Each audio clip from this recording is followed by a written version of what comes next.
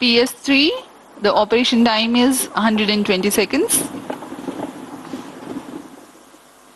As we informed you earlier, significant increase in relative velocity takes place during the PS3 thrust regime. यह उड़ान दक्षिण पूर्वी दिशा की है। इस दौरान पोर्ट ब्लेयर स्थित रडार स्टेशन वर्तमान में इसे ट्रैक कर रहे हैं और हम तक सभी आंकड़े उपलब्ध करा रहे हैं। तृतीय चरण का कार्यकाल समाप्त हो चुका है और कोस्ट फेज प्रारंभ हो चुका है। यह लगभग 116 सेकंड का होगा। इस दौरान यान प्राप्त संवेग से लगभग 100 किलोमीटर प्राप्त करेगा। Now the PSLV is under coasting phase. The third stage has completed its operation. Presently there is no thrust being developed. However, the vehicle continues to be steered.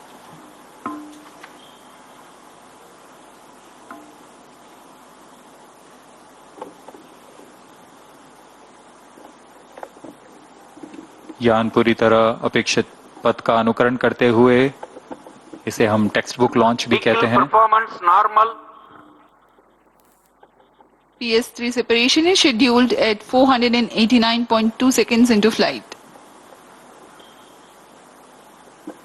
We are 450 seconds into the launch.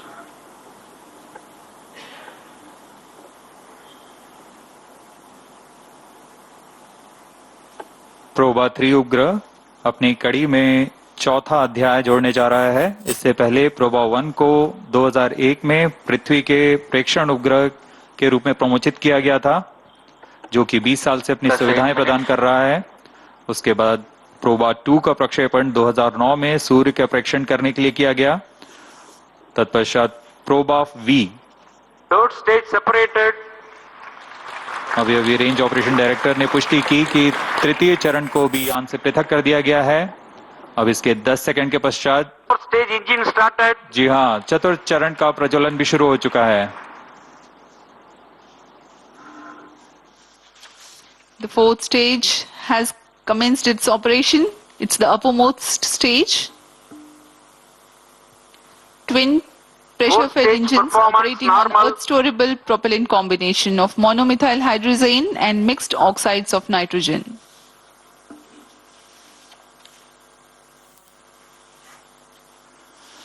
दर्शकों, आपने गणतंत्र दिवस की parade तो देखी ही होगी और उसमें फाइटर जेट एरोप्लेन के विभिन्न गठन उड़ाने, जिसे हम फॉर्मेशन फ्लाइंग कहते हैं, कितना आश्चर्य और रोमहर्षित करने वाला होता है।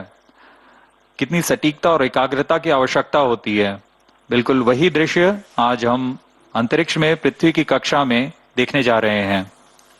यूरोपियन स्पेस एजेंसी द्वारा तैयार किया गया प्रोबा 3 एक अनूठा मिशन है, जो यह फॉर्मेशन की तकनीकी तथा तकनीक दोनों का प्रदर्शन करने जा रहा है। इस मिशन में 2 उपग्रह हैं, जो प्रमोचन यान से पृथक होने के पश्चात आपस में एक निश्चित दूरी बनाए रखते हुए 600 बाई 60,530 किलोमीटर की दीर्घ वृत्ताकार कक्षा में पृथ्वी की परिक्रमा करेंगे। यह पहली बार है जब एक ऑकल्टर और एक कोरोनाग्राफ उपग्रह फॉर्मेशन बनाने जा रहे हैं। यह आगे आने वाले बहु उपग्रह मिशनों में गठन उड़ान का मार्गदर्शन भी कर सकता है। इस फॉर्मेशन में दोनों उपग्रहों के बीच लगभग 144 मीटर की दूरी होगी और इसे मिलीमीटर की सटीकता के साथ 6 घंटे तक के लिए उस फॉर्मेशन में बनाए रखा जा सकता है। इसमें आश्चर्य की बात यह है कि यह फॉर्मेशन ये उपग्रह आपस में सामंजस्य बनाते हुए ऑनबोर्ड कंप्यूटर की मदद से करने वाले हैं, यानी बिना किसी ग्राउंड सपोर्ट की मदद लिए। इस मिशन में अंतरिक्ष स्थिति जागरूकता के तहत आपस में टकराव से बचाने के लिए कार्यवाही निर्मित की गई है। इससे अंतरिक्ष मलबा का खतरा कम होता है। Stage performance normal. PROBA 3 mission में कुल 3 उद्देश्य हैं।